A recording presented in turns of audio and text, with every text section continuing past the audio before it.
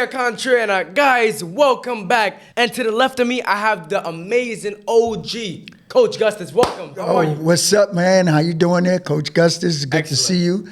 Hey, we are going to have a great time today, man, because we got a special guest. I'm excited. We told the audience that we're going to be getting a special guest, and I am so happy about this guest. He reminds me of you, to be honest with you, because when he was young, he was always just into a lot of stuff. He's an and guy.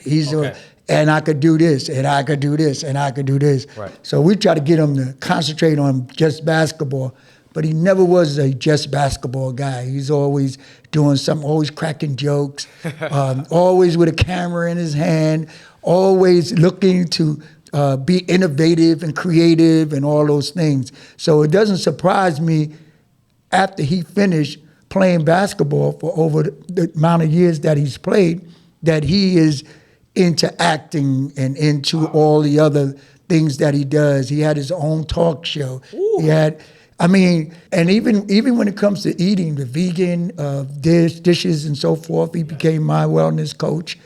Imagine, I coached him, and now he's coaching me. He's tougher on me than I am on him, to be honest with you. But I'm happy to have him here. Yes, we are. And let's bring him on. Let's bring him on. We got the one and only, Mr. John Salley. What's up, Johnny? Oh, man. What's up, Coach? How are you? Oh, man. Yo, bless up, man. Yes, thank you so much. It's amazing. We are super excited to have you on the show. We can't wait, to talk about all the topics that we have planned. And without further ado, let's go into it. John, what's happening, man? How you doing?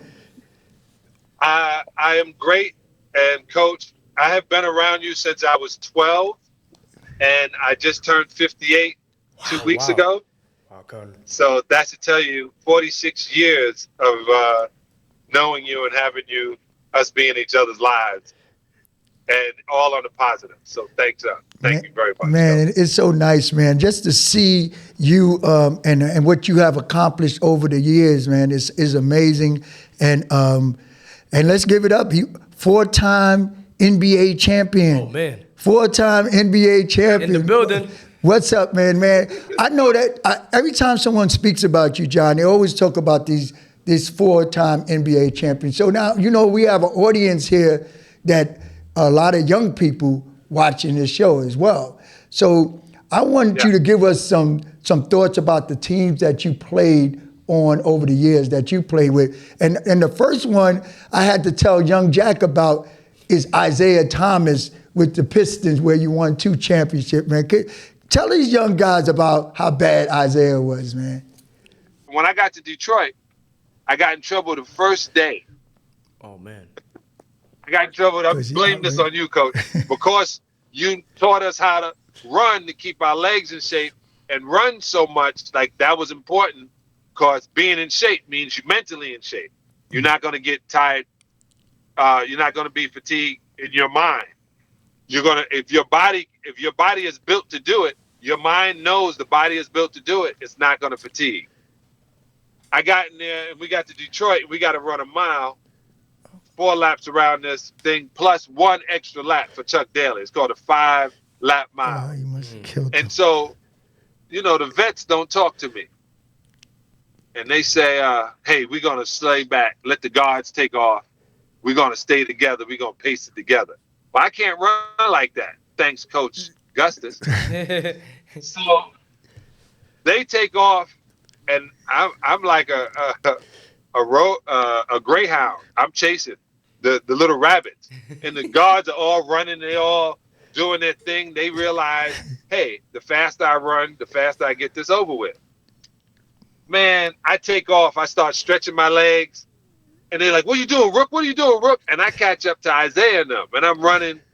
And they're looking, and I'm running right along with them like it's a long distance 1500. And Isaiah looks at Joe Dumars, and they laugh, and they take off, and I take off right behind them. Mm-hmm. And all they do is they hear me galloping behind them like a big old moose. And then we got to the 5-lap mile, and Coach, I took off. I went into like hyper gear. I was racing them. I'm gonna beat you guys. Boy, I got in the locker room. Adrian Dantley said, "Don't ever show up a vet, ever show up a vet again." And I was like, "Man, I wasn't letting them guards beat me, man. I can run." He was like, "Don't show up a vet ever again." I played with great players who are like everybody can see, but Isaiah to me was the greatest of all of it because he's only 6 foot tall. Wow. And he was doing things that, I mean, amazing things. Like yesterday, I was watching the game and Curry having 18 points, scoring 18 threes, 18 points, hit 6 threes or whatever it may be. And in the first quarter, and it was like, oh, this is a record. Well, not really, because Isaiah scored 25 points in 24 minutes, in 12 minutes. Right. So everybody was like, what? Yeah. And everybody else had a chance. So he was that good to what everyone is seeing, the greatness of Curry. Isaiah was better, which is a hard thing to understand. You know, sometimes when I'm in the barbershop, when I got these young guys in the barbershop with us and I'm telling them about Isaiah, because I know, Demarjay, you a point guard and you're a shooting guard and you are like the shoot guard.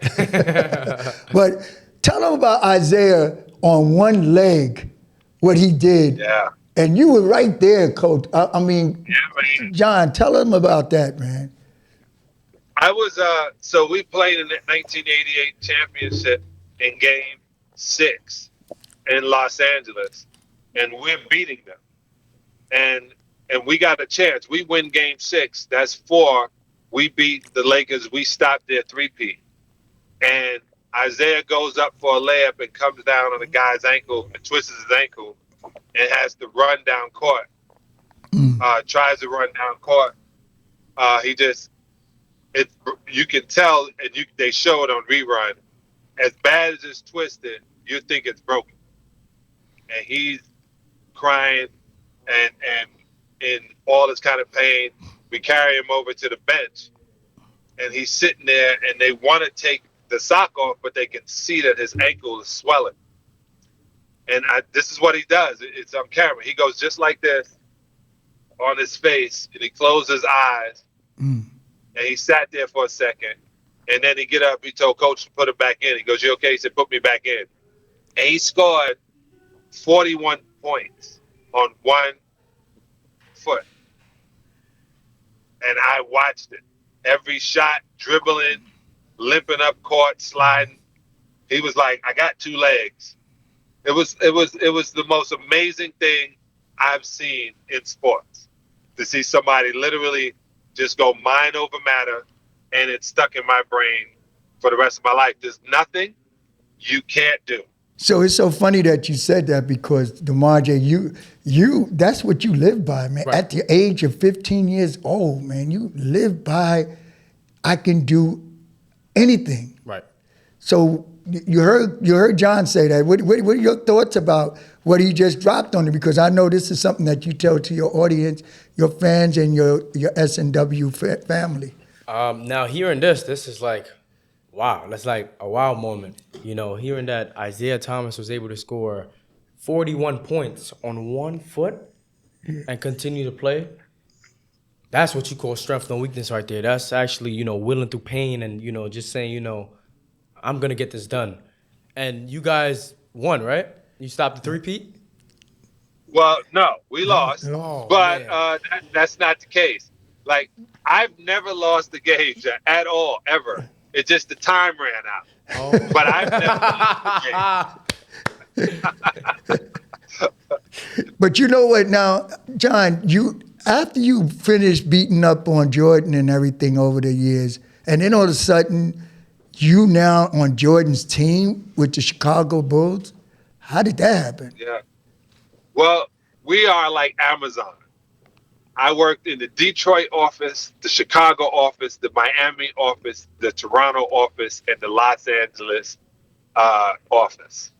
So it's all the NBA. And when I was young, I wanted to be in the NBA. I didn't say I want to be a New York Knick. When I got older, I said, if I was on the Celtics, I would say things like that. But I didn't. I just wanted to be in the NBA. You could have put me on the worst team, I didn't care. I was in the NBA. Right. And that's the way I look at it. So the professionals in the game look at it that way, that you're just an employee of that division of an overall league or an overall company.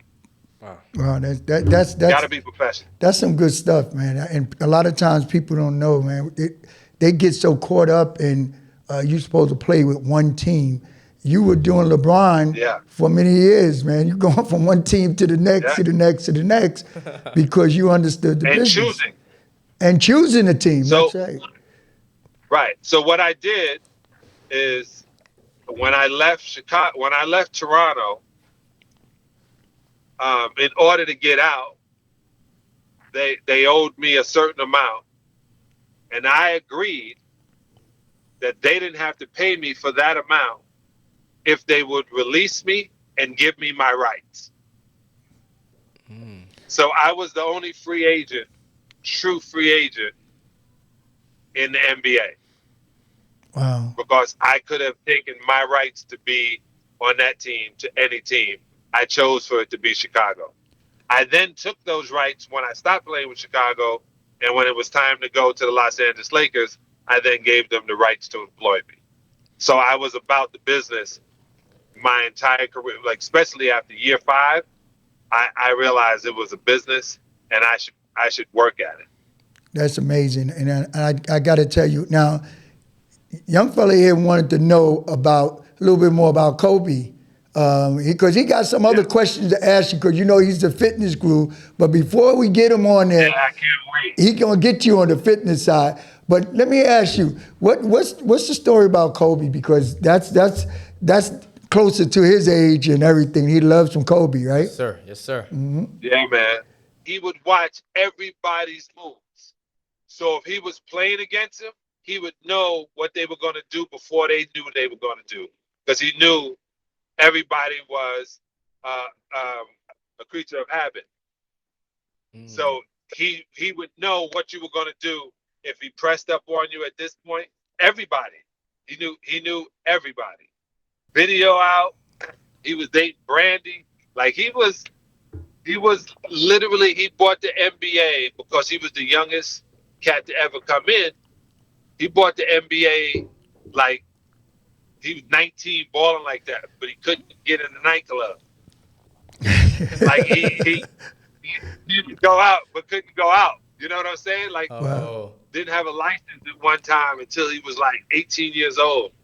So it's like, my mom dropped me off at the park. Yeah, to go to work in the NBA. Wow, that's crazy. Go ahead, Mr. Trainer. Hey, Mr. Salley, I have a question for you. Yes, sir. What were your strengths as a basketball player and some of your weaknesses? My strength is my mind.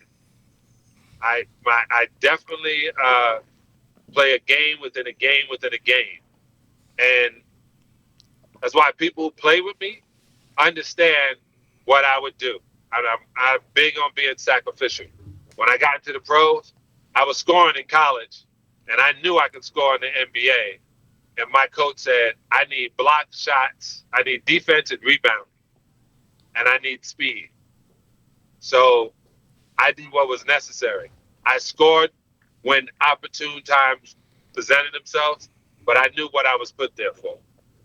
My weakness is believing that I have weaknesses. If I stopped the belief, if I had no fear, I would have been amazing. But I believe that I had limits. That's my biggest weakness. Oh, Coach, you know the Strength No Weakness audience wants to know. What is it? They want to know, Mr. Salley, what are your thoughts? What are your thoughts on the finals matchup? Now, I want to know, like the Strength No Weakness fans want to know, the world wants to know, Coach Gustus wants to know. We all want to know. What do you think as an NBA legend, as an expert, how do you feel about these matchups so far? See, he put it on thick, ain't he? All right. This is the deal. Like Boston, literally, Tatum didn't shoot well, and the rest of the team picked it up. Right. Curry comes out and hits 18 points in the first quarter, and then people want him to hit another 18 points in the second quarter. Like, Right. that's ridiculous. It's a team with Curry and 11 other guys who are qualified to work Right. that didn't get it done. Like, Curry did his job. He got 34 points. Most of the time, every time he shot it, it went in the basket. So his percentage was high.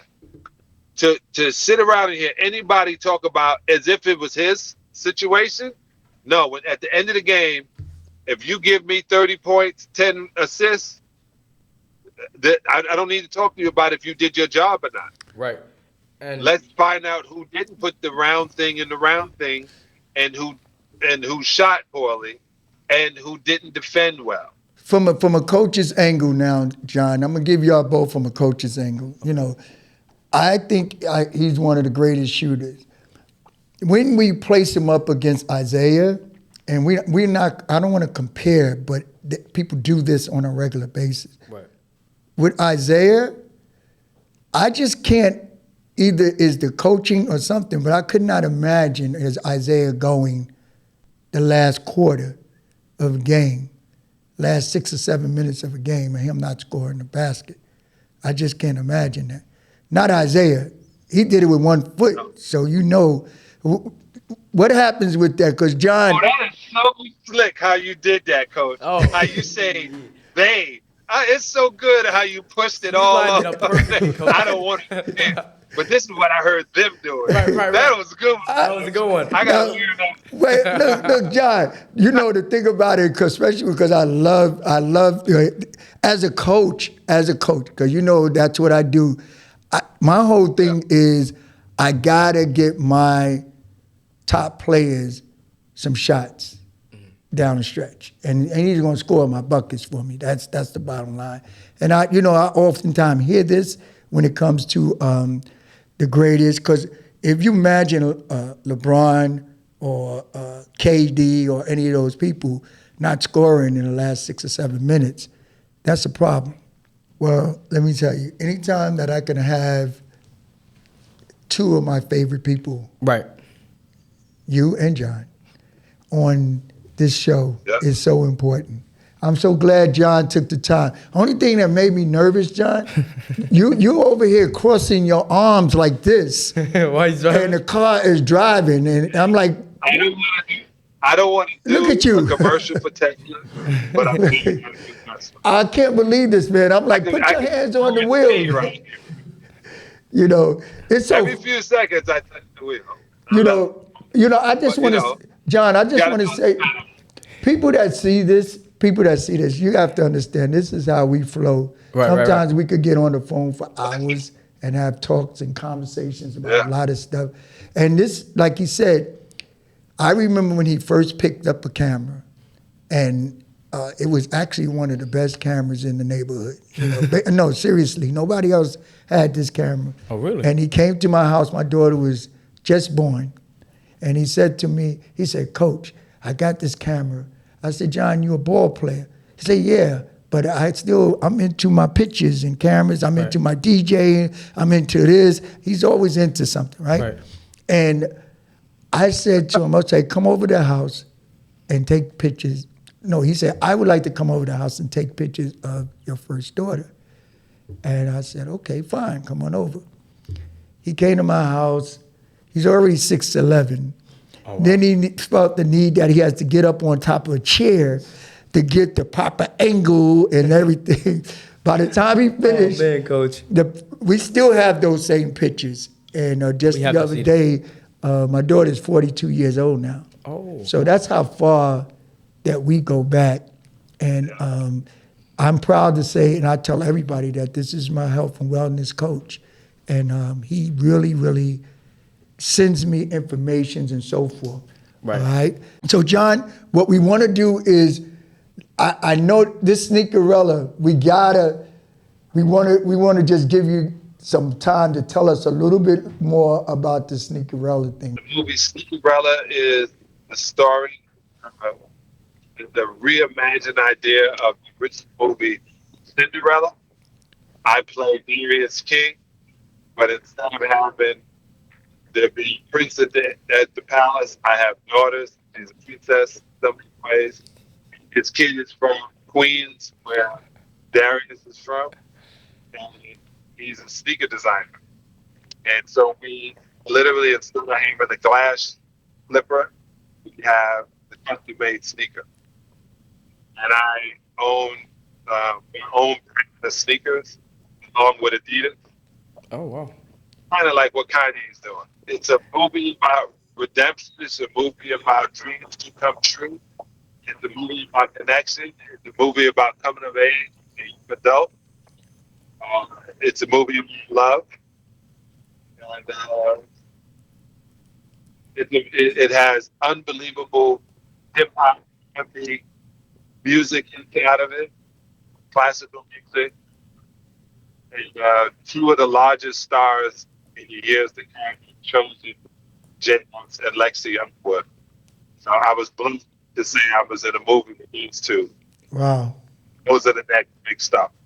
That is great, man. John, thanks a lot for coming on the show. And now, John, you're going to get a chance to hear the Young Jamaican Trainer take us out with one of his motivational speeches that he does quickly for his viewers and one for people that's going to be watching this with you.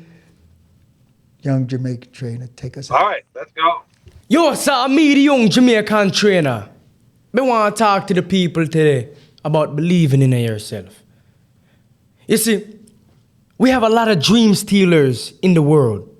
A lot of people who tell you you can't. The naysayers, we like to call them. But we want to tell you, believe in yourself, believe in your ability, believe in your talent, that you can do anything you put your mind to. It's not impossible. Why stop? Why quit? Why give up?